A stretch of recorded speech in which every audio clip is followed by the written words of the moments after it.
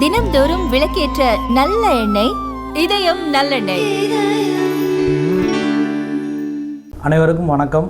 நம்ம தூத்துக்குடி மாவட்டத்துக்கு உட்பட்ட ஓட்டப்பிடாரம் சட்டமன்ற தொகுதியில் இன்றைக்கி பேருந்து நிறுத்தம், புதிய பேருந்து நிறுத்தம் ஒன்று திறந்துருக்கிறோம். அது இல்லாமல் ஓட்டப்பிடாரம் சட்டமன்ற தொகுதிக்கு உட்பட்ட நியாய விலை கடைகள் பார்த்திங்கன்னா 2 இடங்களில் திறந்திருக்கோம். அது இல்லாமல் புதுசாக தொடங்கப்பட்ட போன வருஷம் தொடங்கப்பட்ட அரசு கலக்கல்லூரியை இன்றைக்கி போய் ஆய்வு பண்ணோம். அங்கே அவங்க முதல்வரோட டிஸ்கஷன் பண்ணும்போது அந்த கட்டடம் பார்த்திங்கன்னா ஊராட்சிக்கு உட்பட்ட வாடகை கட்டடத்தில் தான் அவங்க செயல்பட்டுக்கிட்டு இருக்கிறாங்க. ஸோ அவங்க புதிய கட்டிடம் கேட்டிருக்காங்க. அது சம்மந்தமாக அவங்ககிட்ட பேசிட்டு அதுக்கு அடுத்த கட்ட வளர்ச்சிக்கு புதிய கட்டிடத்துக்கும் அவங்கக்கிட்ட கொண்டு போகிறதுக்கான வழிமுறைகளை என்ன பண்ணோம் அப்படிங்கிறத டிஸ்கஷன் பண்ணியிருக்கிறோம். அது இல்லாமல் நம்ம 2 வாரங்களுக்கு முன்னால் நம்ம இங்கே தூத்துக்குடி கலெக்டரேட்டில் நம்ம துறை சார்ந்து எல்லா டிபார்ட்மெண்ட்டுக்கிட்டேயும் நம்ம ஒரு மீட்டிங் ஒன்று கண்டக்ட் பண்ணியிருந்தோம். ஒரு ரிவ்யூ மீட்டிங் மாவட்ட ரீதியான ஒரு ரிவ்யூ மீட்டிங்கும் தொகுதி ரீதியான ஒரு ரிவ்யூ மீட்டிங்கும் நம்ம கண்டக்ட் பண்ணியிருந்தோம். ஸோ அதில் அந்த ரிவ்யூ மீட்டிங்கில் இவங்க என்னென்ன நடவடிக்கைகள் எடுத்திருக்காங்க, அடுத்த கட்ட வளர்ச்சி பணிகளுக்கு துறை சார்ந்த விஷயங்களில் என்ன செஞ்சுருக்காங்க, அடிப்படை தேவைகளை என்னென்ன பண்ணியிருக்காங்க அப்படிங்கிறத தான் இன்றைக்கி திரும்ப ஒரு ரீரிவ்யூ மீட்டிங் இன்றைக்கி போட்டிருக்கோம்.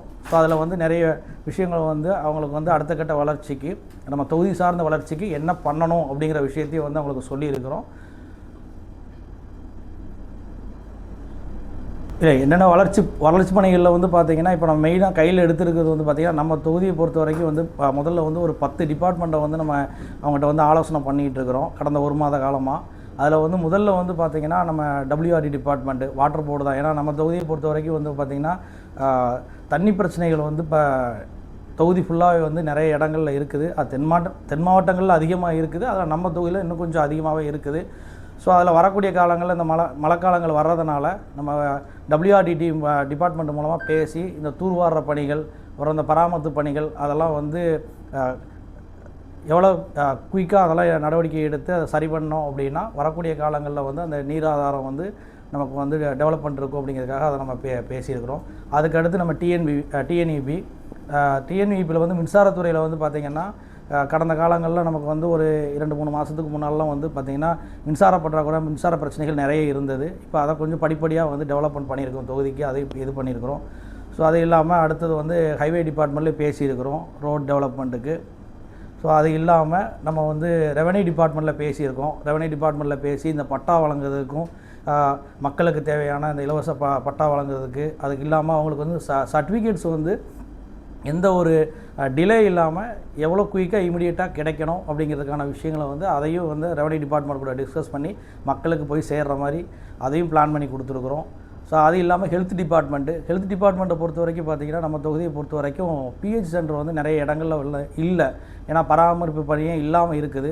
ஸோ அதையும் அடுத்த கட்டத்துக்கு நம்ம வளர்ச்சிக்கும் புதிய கட்டிடத்துக்கு கொண்டு போகிறதுக்கும் அவங்கக்கிட்ட ஆலோசனை மேற்கொண்டிருக்கோம். அது போக விவசாயத்துலேயும் பார்த்திங்கன்னா அவங்களுக்கு நிறைய இடங்களில் விதைகள் கொடுக்கறதுக்கு விதைகள் கொடுக்கறதுக்கு பார்த்திங்கன்னா சரியான இடங்கள் இல்லை அப்படின்ற மாதிரி சொல்லியிருக்கிறாங்க. ஸோ அதான் அதுக்கு அடுத்த கட்டத்தில் அவங்களுக்கும் புதிய பில்டிங்க்கோ இல்லை மக்கள் சீக்கிரமாக அவங்கக்கிட்ட பக்கத்தில் இருந்தால் அவங்களோட இதை சீக்கிரம் தீர்வு கிடைக்கும் அப்படிங்கிற ஒரு அடிப்படை இதில் அதுக்கான வளர்ச்சி இதுக்கும் நமக்கு என்ன அப்படிங்கிறது DBR ரிப்போர்ட் நம்ம கேட்டிருக்கிறோம். ஸோ இந்த மாதிரி ஒரு 10 டிபார்ட்மெண்ட்டை இப்போது கொஞ்சம் எமர்ஜென்சி இதில் இருக்கக்கூடிய இதை நம்ம தேவையான விஷயங்களை செய்கிறதுக்கு அவங்களுக்கான ஆலோசனை நம்ம கொடுத்துருக்குறோம். ஸோ இப்போ வரக்கூடிய காலங்களில் இப்போ அடுத்த ரிவ்யூவில் இதில் என்ன வளர்ச்சி நமக்கு கிடச்சிருக்கு அப்படிங்கிறத பார்த்துட்டு அதுக்கு அடுத்தடுத்த கட்ட வளர்ச்சிக்கு நம்ம கொண்டு போகிற மாதிரி முடிவு பண்ணியிருக்கிறோம். மழை காலங்களில் இந்த கும்பாரியில் இதில் தண்ணி நிறையா வரக்கூடிய தண்ணி சிரமம். அதாவது தண்ணி பிரச்சனைக்கு பார்த்திங்கன்னா சார் இப்போ என்ன பிளான் பண்ணியிருக்கிறோம் அப்படின்னா அது நம்ம டுவார்டு டீம் கூட டிஸ்கஷன் பண்ணிகிட்டு இருக்கிறோம்.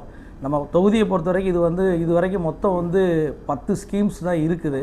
அந்த 10 ஸ்கீம்ஸில் பார்த்திங்கன்னா நம்ம தொகுதி மக்களுக்கு அந்த ஸ்கீம்ஸ் மூலமாக போய் தன்னிறைவு அடையலை. என்ன காரணம்னா அது எல்லாமே பழைய ஸ்கீம்ஸு, அதில் நிறைய மெயின்டெனன்ஸ் ஒர்க்கு அந்த மாதிரிலாம் இருக்குது. ஸோ அதனால் அவங்க டுவார்டு டீம் கூட பேசிட்டு புது ஸ்கீம்ஸ் நம்ம தாமிரபரணி மூலமாக நமக்கு நீர் ஆதாரத்துக்கு பார்த்திங்கன்னா நம்ம புது ஸ்கீம்ஸ் கொண்டு வரதுக்கு அவங்க கூடயும் டிஸ்கஷன் போய்கிட்டு தான் இருக்குது. ஸோ அது இல்லாமல் இப்போ என்னென்னா மக்களோட அடர்த்தி வந்து கொஞ்சம் அதிகமாக இருக்குது. ஏன்னா அந்த ஸ்கீம்ஸ் எல்லாமே வந்து 20-30 வருஷத்துக்கு முன்னால் அந்த ஸ்கீம்ஸ் கொண்டு வந்திருந்தாங்க.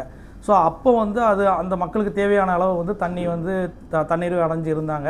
இப்போ இருக்கக்கூடிய ப்ரெசன்ட் சிச்சுவேஷனில் வந்து பார்த்திங்கன்னா அவங்களுக்கு வந்து அது வந்து போதுமானதாக இல்லை.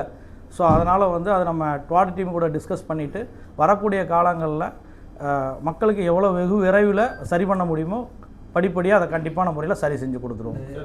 நீர் திருடி விற்கப்படுது சார் கொண்டமனார் நிறையா. ஜவுளி பூங்கா தொடங்கி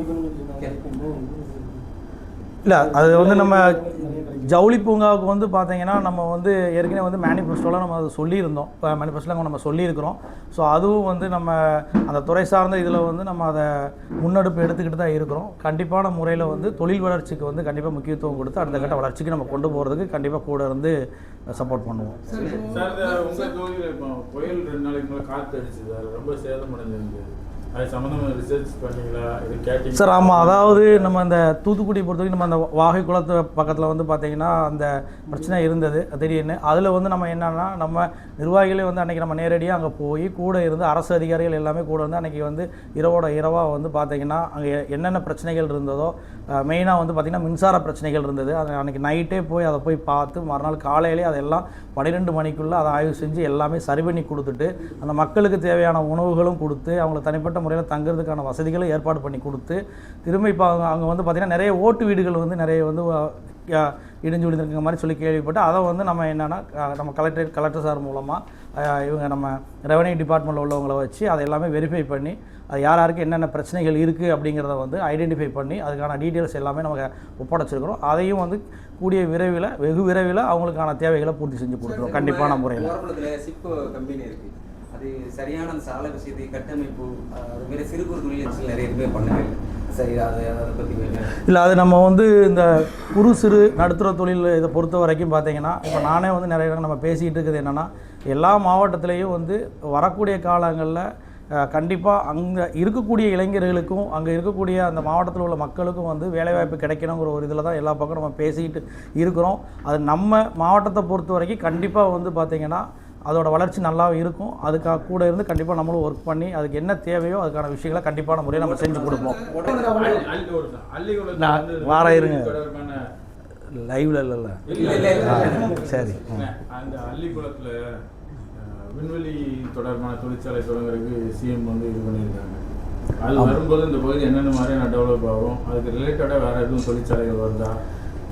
இல்லை, அது கண்டிப்பாக அது வந்து பார்த்திங்கன்னா வளர்ச்சி வந்து நமக்கு கண்டிப்பாக இருக்கும். நீங்கள் சொன்ன மாதிரி அந்த குலசேகரப்பட்டினம் அந்த இதில் வந்து பார்த்திங்கன்னா இந்த ஸ்பேஸ் ரிசர்ச் சென்டருக்கு அதுக்கான ப்ராக்டிஸ் அதுக்கான இது போயிட்டுருக்கு, எஸ்டாப்ளிஷ்மெண்ட் போயிட்டுருக்கு. அதுக்கான கண்டிப்பான முறையில் வந்து பார்த்திங்கன்னா அது வரும்போது நாளைக்கு ஃபியூச்சரிஸ்டிக்காக வந்து இந்த ஆர்டிஃபிஷியல் இன்டெலிஜென்ஸ் ஓரியன்டான விஷயங்களுக்கும் நம்ம மாவட்டத்தில் உள்ள இளைஞர்களுக்கு கண்டிப்பாக அதிகப்படியான வேலைவாய்ப்புகள் இருக்கிறதுக்கு வாய்ப்பு இருக்குது.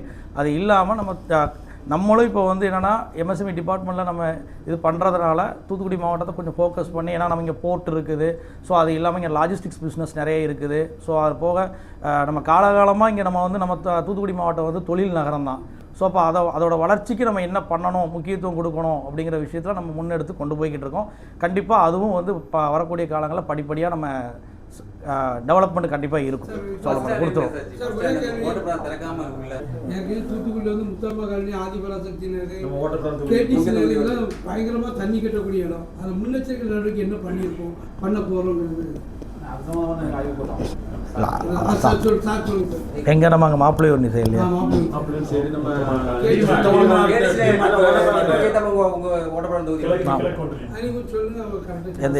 அது ஏரியா மட்டும் எந்த ஏரியா சொன்னீங்க?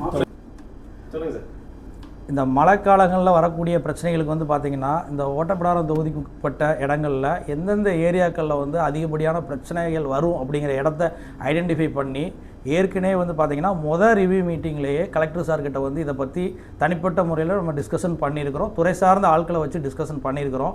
அது வந்து இன்னும் வரக்கூடிய அந்த இன்னொரு 2 மாதம் 3 மாதத்தில் வந்து அது முன்னெச்சரிக்கையாக வந்து பார்த்திங்கன்னா அது மக்களுக்கு அதை எப்படி விழிப்புணர்வு இது பண்ணுறது. ரெண்டாவது வந்து பார்த்திங்கன்னா அங்கே இருக்கக்கூடிய தண்ணி பிரச்சனையை வந்து இப்போ தண்ணி வந்து கண்டிப்பாக தேங்கக்கூடிய இடங்களில் வந்து அதுக்கு வந்து முன்னெச்சரிக்கையாக வந்து நம்ம மோட்டார் ஃபெசிலிட்டிஸு மோட்டார் எல்லாம் ரெடி பண்ணி வச்சுக்கிட்டு அந்த தண்ணியை வந்து அடுத்த கட்டத்துக்கு நகர்த்தி கொண்டு போகிறதுக்கும் அங்கே தேங்காமல் அதை இமிடியேட்டாக அதை ஷார்ட் அவுட் பண்ணி சால்வ் பண்ணுறதுக்கான ஏழைகளுக்கு எல்லாமே சொல்லி வச்சுருக்கிறோம். அது கண்டிப்பான முறையில் இந்த தடவை வந்து அதை சரி பண்ணுவோம் அப்படிங்கிற ஒரு இதில் பேசிக்கிறோம்.